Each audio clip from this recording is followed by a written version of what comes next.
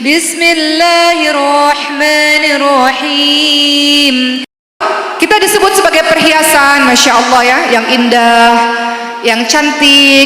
Tidak hanya sekedar memiliki hubungan yang baik kepada Allah, tapi menjalankan peran kita yang kedua, yakni kita sebagai seorang anak. Kita ini anak dari orang tua kita, betul Ibu? Banyak orang tua kita di sini yang sudah pergi lebih dahulu, teman-teman sekalian. Apa cara kita berbakti kepadanya, Ibu sekalian? Salah satunya adalah bersedekah atas namanya. Kalau kita ingin menjadi anak-anak yang berbakti kepada kedua orang tua kita, disebut sebagai wanita perhiasan, itu artinya wanita yang salihah. Wanita yang salihah pasti dia memperhatikan ketika dia menjadi seorang anak, birrul walidain. Kenapa? Al-Quran mengajarkan kita untuk bakti, taat, santun kepada kedua orang tua kita. Dalam surah Al-Isra ayat ke-23 Allah ingatkan, a'udzubillahi minasyaitonirrajim, wa qada rabbuka alla ta'budu illa iyyahu wa bil walidaini ihsana. Dan Rabbmu telah memerintahkan kepadamu jangan menyembah kepada selain Allah, dan hendaklah berbuat baik kepada ibu bapakmu dengan sebaik-baiknya. Sama juga surah Luqman 13 dan 14. Kalimat pertamanya ya bunayya la tusyrik billahi inna syirka la dzulmun adzim. Kalimat kedua wa wasaina al-insana biwalidayhi hamalathu ummuhu wahnan ala wahnin wa fisaluhu fi amaini an ishkur li walidayk.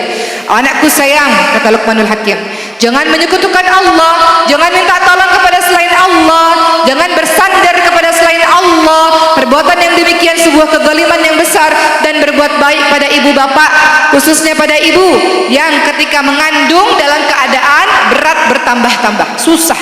Ibu-ibu mengandung dalam keadaan berat nggak Bu?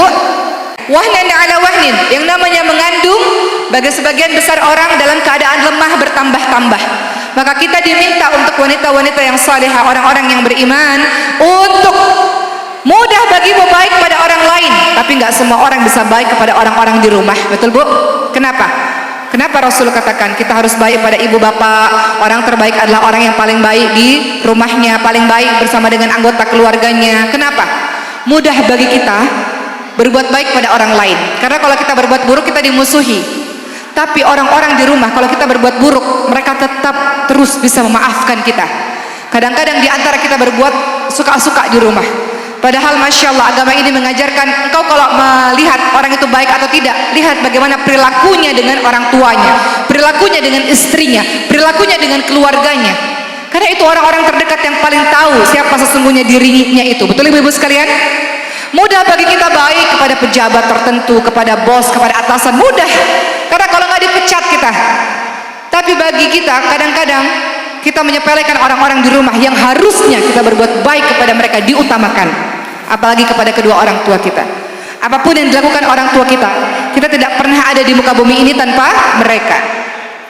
Teman-teman yang dirahmati oleh Allah Subhanahu wa taala, apa sih manfaat kita berbuat baik kepada ibu bapak kita, kepada kedua orang tua kita? Pertama, jalan mudah menuju kepada syurga. Sering kali kita lupa, kita cari syurga di luar. Kita cari syurga di luar, kita berbuat baik, beramal saleh di luar, lupa di rumah ada ibu, ada bapak yang harus kita berbuat baik kepadanya. Ada yang mengatakan kalimat syurga di bawah telapak kaki ibu, artinya engkau sibuk-sibuk cari syurga di luar, engkau lupa ibumu, ayahmu sendiri ada di rumah yang harus engkau urusi.